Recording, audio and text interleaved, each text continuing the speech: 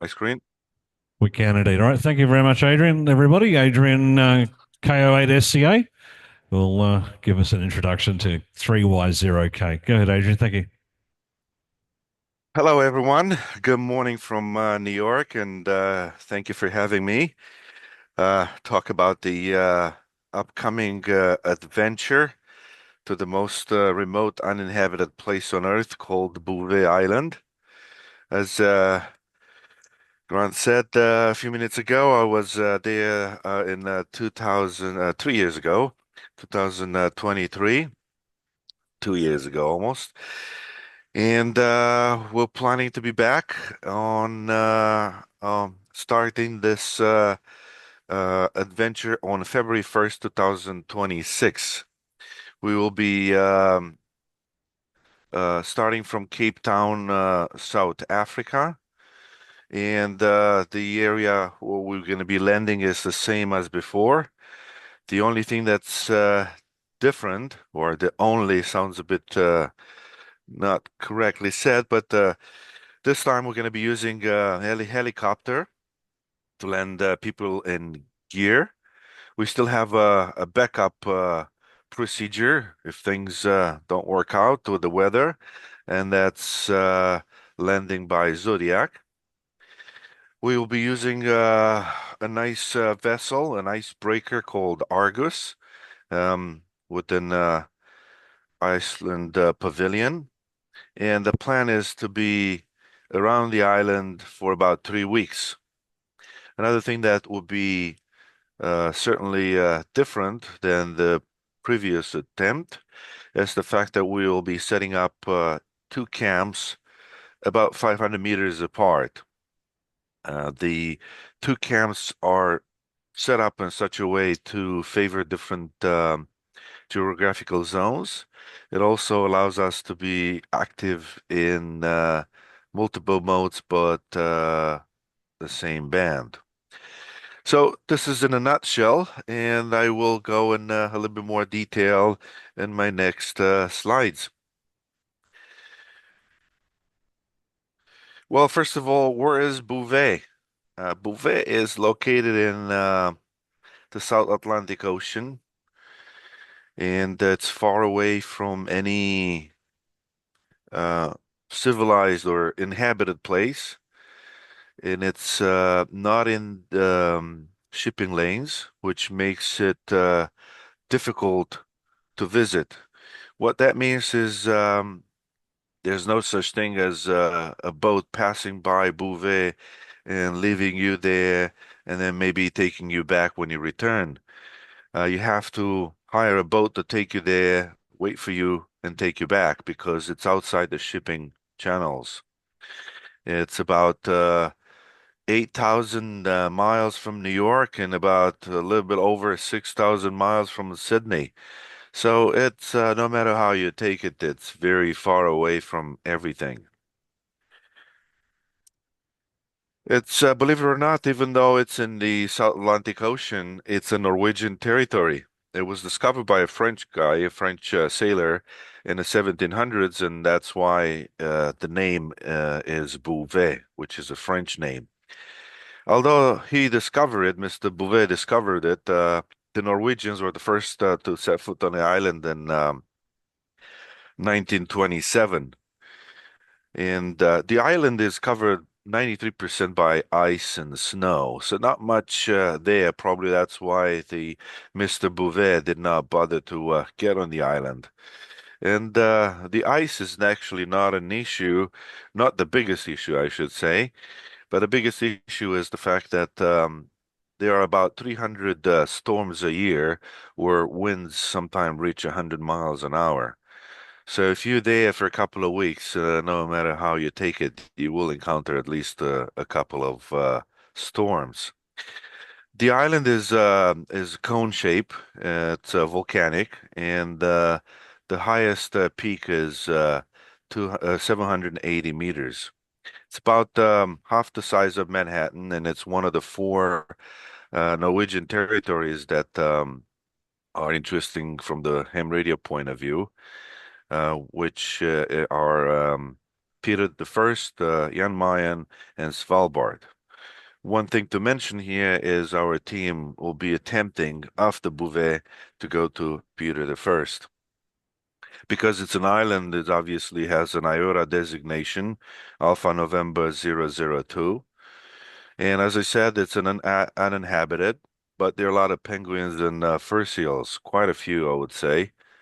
They probably use some kind of artificial intelligence to figure out the numbers, but there are about 5,000 penguins and uh, quite a lot more, about 65,000 fur seals.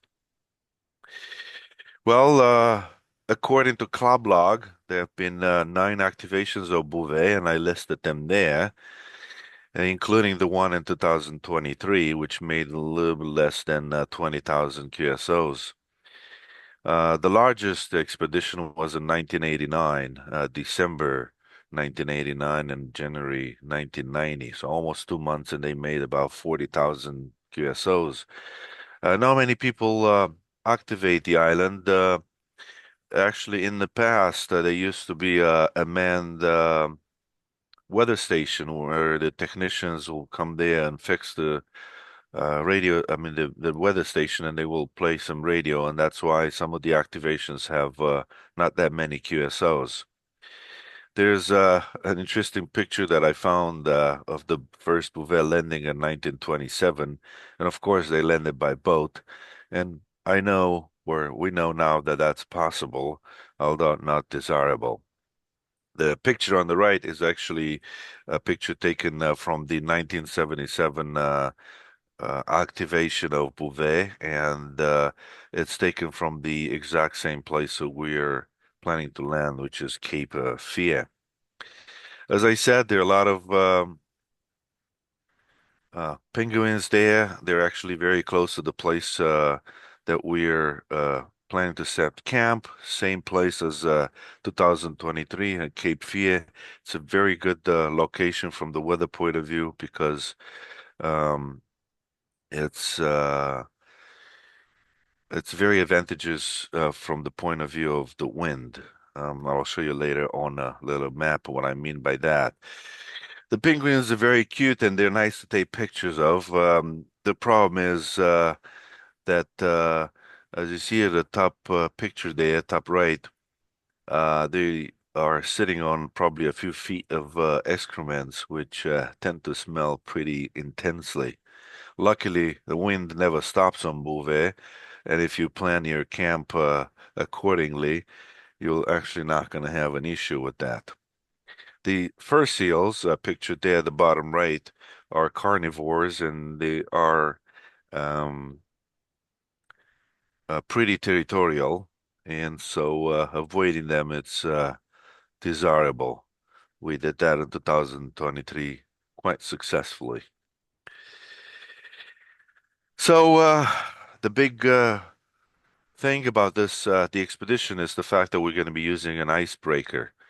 They're an Iceland pavilion. It's a large boat, allows us to get to Bouvet in about a week, plus minus a couple of days, depending on the weather. Um, the company, this boat actually has a helipad and allows us to bring a helicopter with us, which will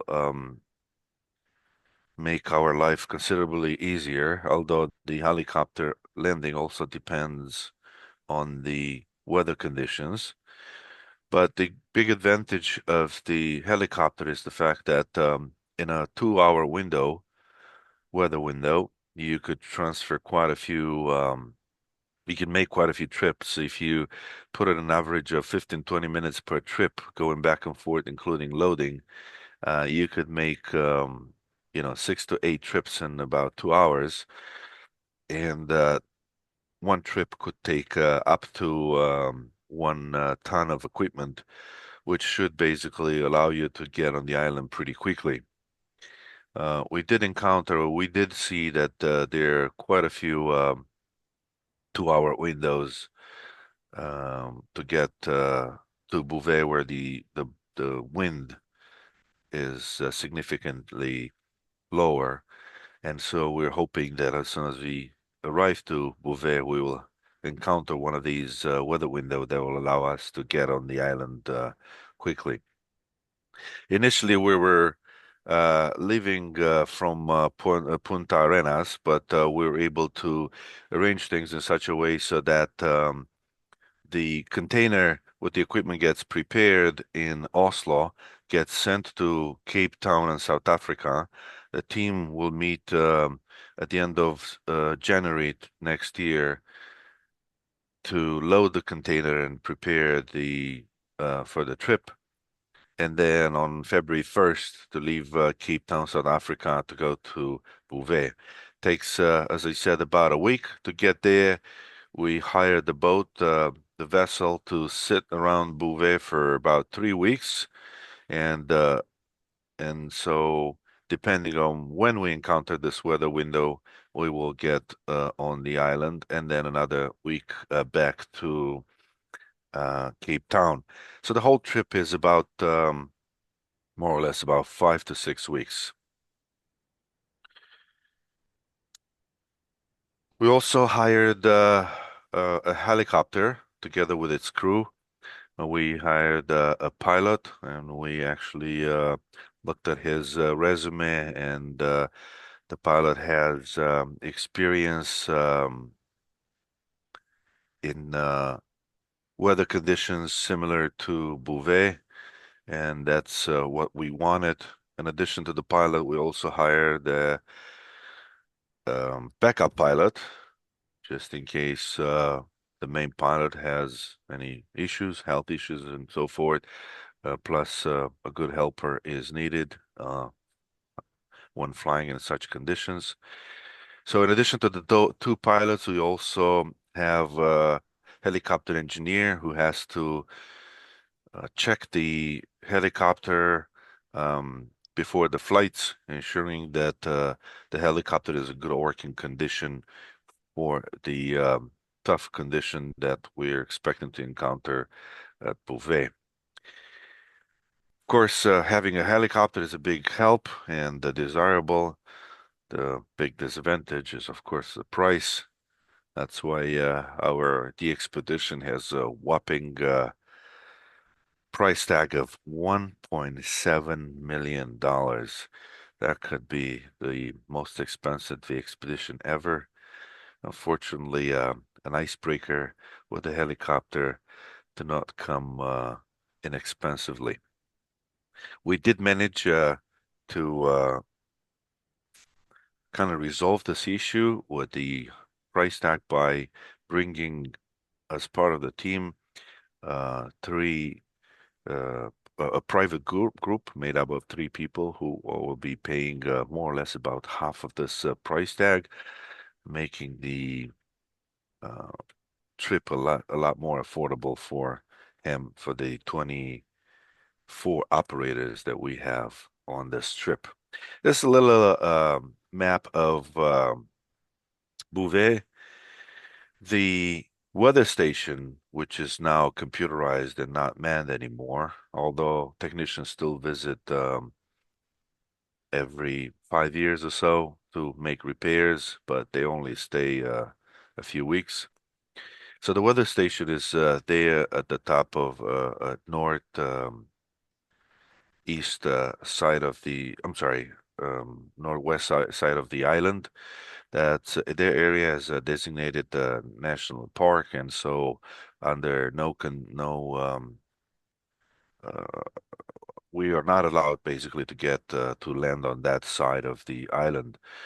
We're proposed to land at the Cape Fear, which is shown there at the bottom right, and the same spot as the previous the expedition.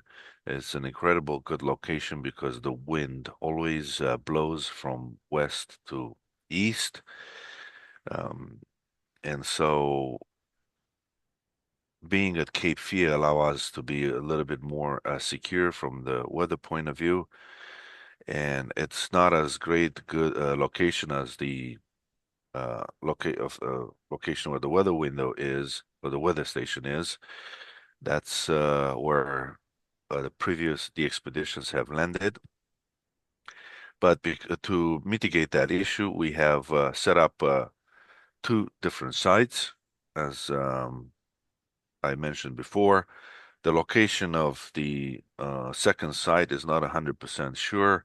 We will do a site survey. We have a few locations in mind, but having the second site close to the first site will be a plus from the logistical point of view. This is some pictures of how we are proposing to set up the camps. The main camp, as shown in the top picture, will be in the same location as the previous DXpedition. There will be a second camp located at the top of that hill, which has better views towards North America. The main camp will have incredible views to radio views towards Australia and also New Zealand. And as you probably know, well, we did work quite a number of Victor Kilo stations. I was actually thinking that I never knew there are so many hams in Australia until we heard them from Bouvet last time.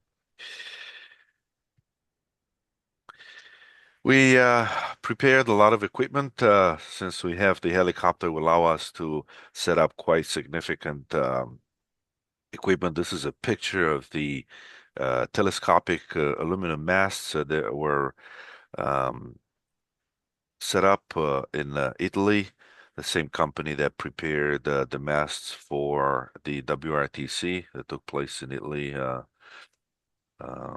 last year. These masts are very sturdy, allows you to lower and raise the antennas.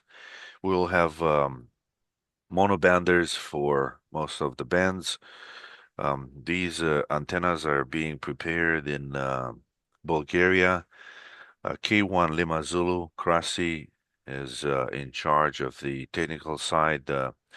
Him and his guys prepared and put a lot of work into getting the antennas ready. As I said, we have monobanders for most of the bands, high bands, and verticals for the low bands.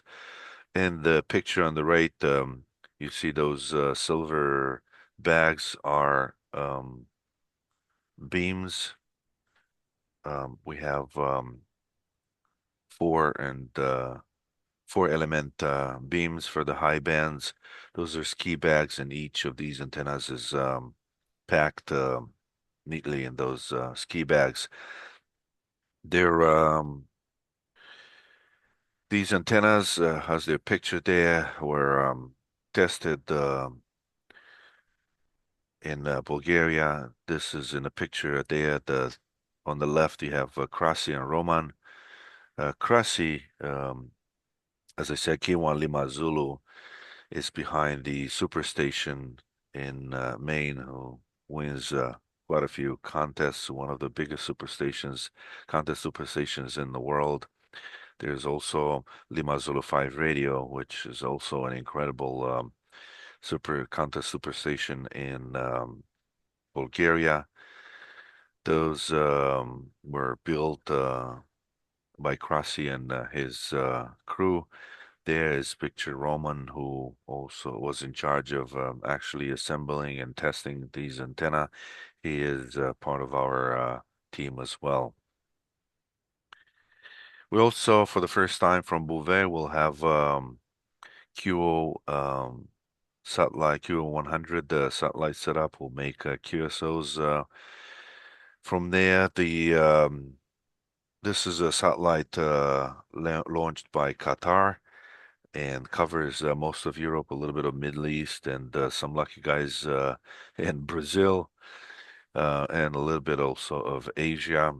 From what I know, there's no coverage in Australia, but this setup will certainly make Europeans pretty happy. This was already set up in Switzerland by our team member, Hotel Bravo 9 Yankee Romeo, I'm sorry, Romeo Yankee Zulu. This equipment is already in the container in in Oslo. Our premier sponsor is ICOM. What that means is they are providing most of the radio equipment, including the satellite radio that I mentioned, but more importantly, 12 HF radio, the 7610, their top of the line HF radio. It will be six radios on each camp, so 12 radios plus four 7300. These will be used as a backup, but also for FT8 setups. We're also going to use their ICOM M25 marine radios to stay in touch among ourselves on the different um,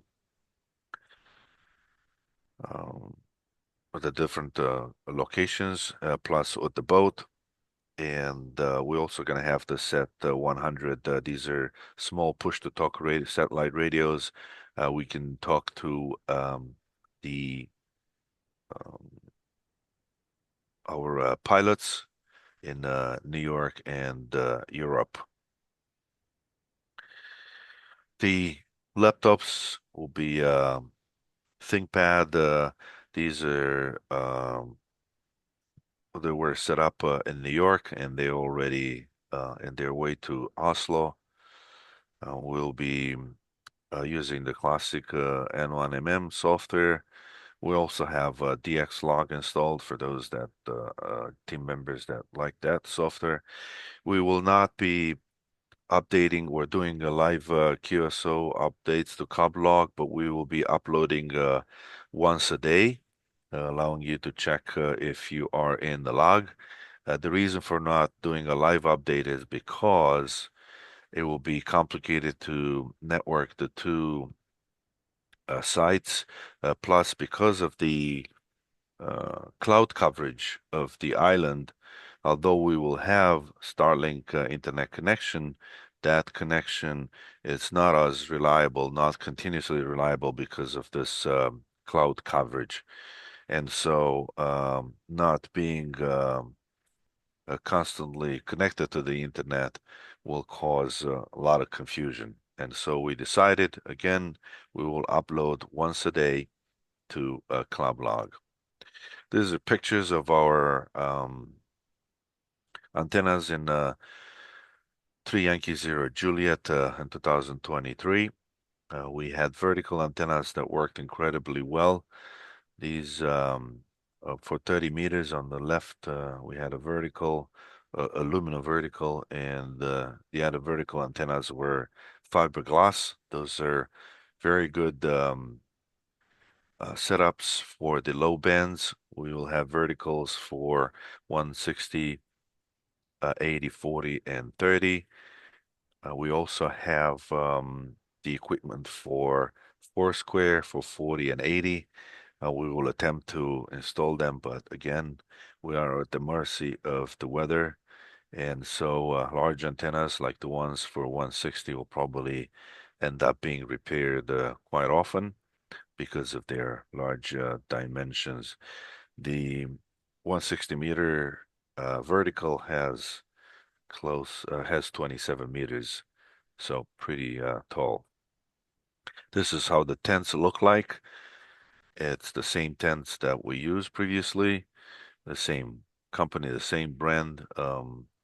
They worked incredibly well. We had no issues with that, and so we're be doing the same setup from this point of view. The meals will be similar, which are basically MREs, meals ready to eat. These are were invented by the military, but now are sold to the public at large for those people that do mountaineering. And they're pretty nutritious, I should say. They're very easy to prepare. You basically open up that envelope, you pour some hot water, you stir, you wait about 5 minutes, and then you have some fancy meals, or at least the name sounds very fancy, like chicken primavera or pasta primavera, chicken francese, or whatever. Uh, anyway, you take it, the meals there represent quite an important moment in the day when everybody gets together. And so um, the meals are pretty tasty, even though they don't look much like that. Um, this time we will be using cuts as opposed to putting the our sleeping bags on the floor. We will be using these to be raised from the floor of the tent. The these are not very luxurious, certainly not Hilton setup. They're pretty cramped, but the expedition is not a vacation. And so when you're tired and cold, getting into your warm sleeping bag allows you to forget that this is not your comfy bed at home. The overall logistics on Bouvet are pretty complex. As I said, we have a container that we are loading in Oslo. The team already met there once. We loaded up some of the equipment, such as the generators and the food and some other large items. The team will meet again next week. And then again in September, we will be traveling from, our homes all over the world into Oslo to set up this container. It's complicated because you have to know exactly each and every part where it is located inside the container. You have to arrange the equipment inside the container in such a way so when you get the Bouvet and you open the door of the container, you pull the items that you need first, and then you pull the items that you need second, and they should be arranged and stored in the container so that that sequence is convenient and perfectly set up as desired. In other words, when you first open the container, you'll have to have the emergency food and the minimum items that are needed for the first people that will land on Bouvet. And then afterwards, a little bit more of this of water and food and so forth, and then the first batch of equipment and so forth. Also, you have to have the equipment in units in the sense that when you pull out, let's say, the 20-meter beam, you know that in that package there will be everything that's needed to set it up, which means guy wires and coaxial cable, the tools to set this up, the anchors for the mast itself, and so forth. So when that unit leaves the boat, the container, and it gets on Bouvet, the people, the teammate members that are there already, they open up the package and say, okay, everything that's in here is exactly what's needed to set up that antenna or tent or any other item. The team is made up of four team leaders. I'm not going to list everyone here. If you're curious about this and many other details regarding our project, you can see that at our website, 3yankee0kilo.com. Again, 3yankee0.com is the basically the call sign of our DXpedition. The team members come from different corners of the world.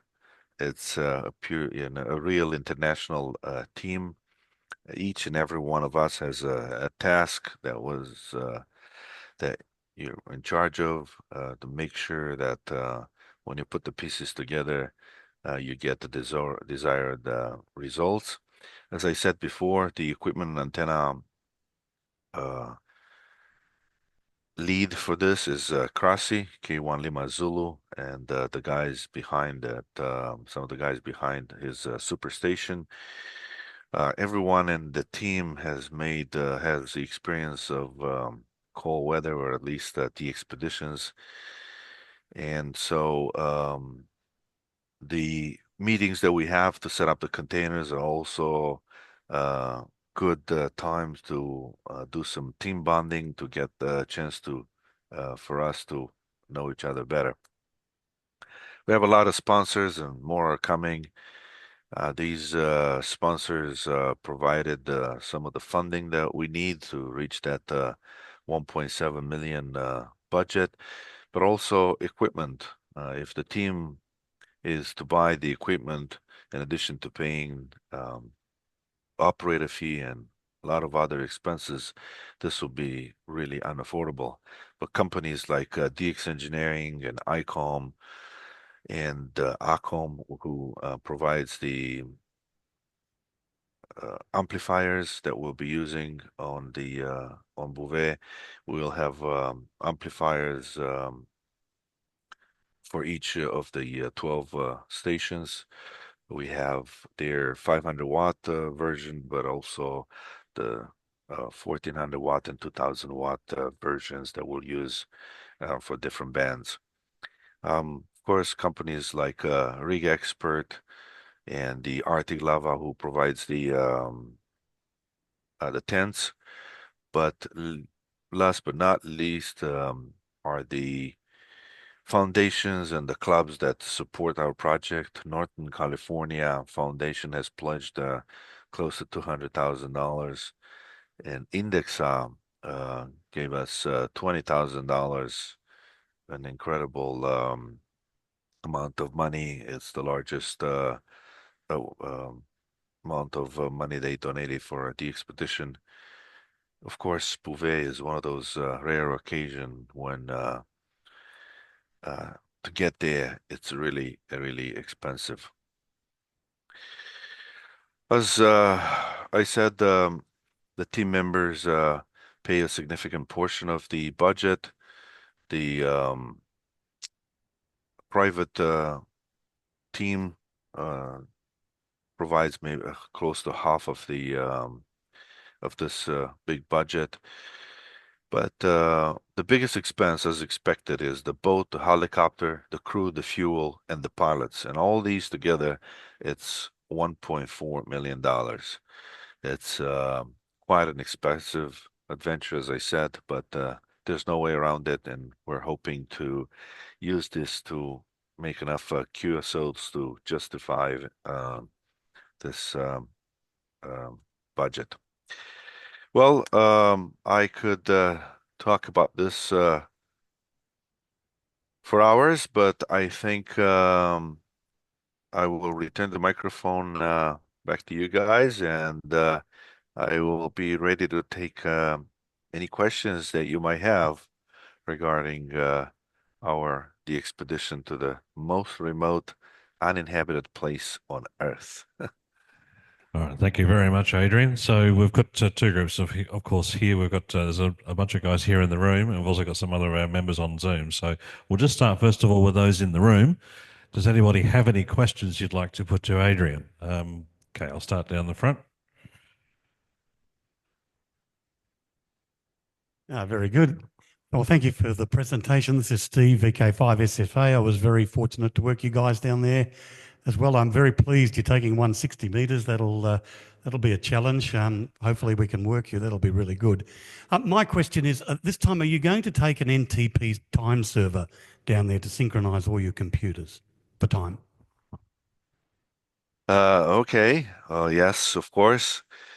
We also had one last time, but the reason we didn't use it is because the we basically the weather was not good enough, and so we decided to swim. And when you swim, you have to decide how much of the equipment you're willing to take. And so we said, well, we'll just do human modes first. And later on, when we get good weather, we'll bring everything else. We'll do FT8, we'll bring the amplifiers, and so on. So that was a good idea. We went on shore with the minimum equipment and we went on in the air. But the good weather only came almost 10 days after we landed. And so we never got the chance to bring that time sync server. And so that's the reason we didn't have one. Um, the idea is that a good weather window to go ashore by the boat, by Zodiac, will be about 8 hours, because it takes time to get the boat ready and so forth. With a helicopter, you only need about 2 hours of good weather, meaning when the wind is um, low enough and the fog cover is minimal. And so we're hoping that this time will not have this issue of not being able to have an exact time for operating the FT8. Actually, going to make sure that going to put the little GPS thing in my pocket when I go there. So this is not going to be an issue this time. No worries. Thanks, Adrian. And who's next? Hi, Adrian. Theo, Victor Kilo 5 India Romeo. My question is, what will the breakdown be regarding station versus mode? Well, so we will have two locations. Each location will have six radios, and the six radios for the so this way each radio will have the ability to connect to any of the bands and do any of the modes. We will set up a schedule of based on propagation. And so there's no a designated radio that will do only FT8 or only CW or only SSB, except of course for the satellite radio, which will do only satellite, which is digital communications. But the rest we will be flexibly adjusting the setup based on propagation. You know, if the band, let's say 20 meters is open, then both camps will do 20 meters, and obviously location will do one mode and the other mode. If the propagation is really good, then we will obviously focus on SSB. If the propagation is minimal on certain band, we will switch to FT8. The idea is that the time on the island is precious, and so we will need to push ourselves to the limit to take advantage of every minute of propagation um, to make QSOs. Of course, the goal is to also give rare bands and modes to people. And so we have a really aggressive setup on the low bands, 160, 80, and 40. In particular, 160 will be a challenge because of the winds, but we do have quite a few spare equipment. As I said, the 160-meter vertical is 27 meters. That's pretty tall. If that breaks, we'll fix it. If it breaks again, we will lower it and basically remove some of the top sections and make it smaller so that we can still be on the air. We also have two cams, and because 160 obviously it's open during the night, it's be dangerous to make repairs during the night if the 160 breaks during that time. So we will think of a strategy of having equipment ready so that and mitigate these issues to maximize the time on the air. We'll be on the island for about 3 weeks, or on and around the island for 3 weeks. And so we hope that we'll get a weather window as soon as possible. So we will be operating close to those 3 weeks. Okay, next question. Oh, sorry. Yeah, good day, Mark, VK5AVQ, once VK0AQ many years ago. So good luck in the exhibition, the cold, yeah, it brings back some memories. Just two questions. What power supplies are you using and what are the helicopters? Thank you. I'm sorry, I didn't get the question, the first The part. power supply, your generators, how much Oh, the power? Yeah. generators. Okay. We have 10 3 kilowatt generators from Honda, and actually we last time I went to Oslo about a month ago. I we packed them into the container already. We will these generators also have the ability to bond them, two of them together, so you get the higher power for the times what we want to do 1.5 kilowatt for the low bands, especially 160. We do have two small generators, still Honda. These generators are for tools. We'll bring them first so that we can uh, put power into the that are necessary for the tools that will help us set up the camp, in particular, drill into the rock for the anchors, for the antenna masts, and for the uh, tents. Regarding the helicopters, I'm not familiar with the exact model. I can look it up, but it's listed on our website. The red one, This it flies faster, doesn't it, Adrian? yeah, it's basically it's a single engine helicopter. Basically, this company is doing helicopter flights in Marion Island and some of their islands they offshore South Africa. These we wanted to make sure the pilots are actually aware that the flying to Bouvet is not the same thing as flying around Cape Town. One of the pilots is a former police officer, and he basically has flown countless hours into um, difficult conditions similar to what Bouvet offers. Um, as we know, South Africa has the Marian Islands there, which are difficult to reach, and the government there does the same exact approach, where they send a vessel with a helicopter, and that's how they do the landing on these islands, especially for repairs or whatever else they have to do. And so we interviewed the pilots, and we spent quite a bit of time explaining them what we're actually trying to accomplish. So there's no misunderstanding regarding our approach. We know from previous expedition, the three Yankee Zero Zulu, who got close to Bouvet but never got the chance to land on the island, where the Chilean pilots were actually a bit overwhelmed when they saw the conditions on Bouvet and gave them a hard time, not willing to fly on difficult conditions. So we're pretty hopeful that I mean we did our due diligence on this and put a lot of effort into the contract so that the company behind it is aware of the exact conditions and requirements that we need to make this successful, the expedition.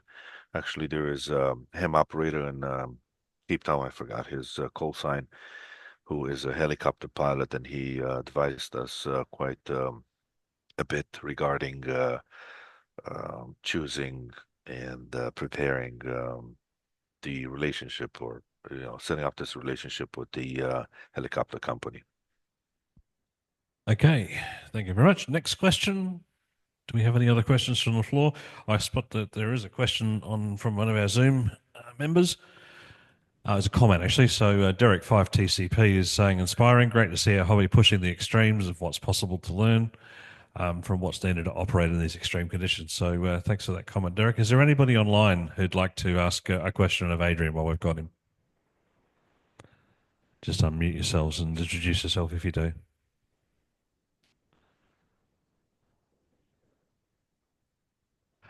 There's one question from the floor here, Adrian. Do you guys have a target for how many QSOs you hope to make? It's always a We contentious decided, topic with the expeditions, I know, having done 9CV recently. yeah, that's true. We decided that we will not, n- you know, name a number anymore because obviously we're at the mercy of the weather. We are willing to put a lot of effort into this and make it successful. And one thing that I can tell you is if you look at our the composition of our team and the type of equipment that I just mentioned with we have 10 of these aluminum masks for the low bands and monobanders, which means an incredible amount of gain, focusing on different directions around the globe. We're hoping to really put a lot of QSOs in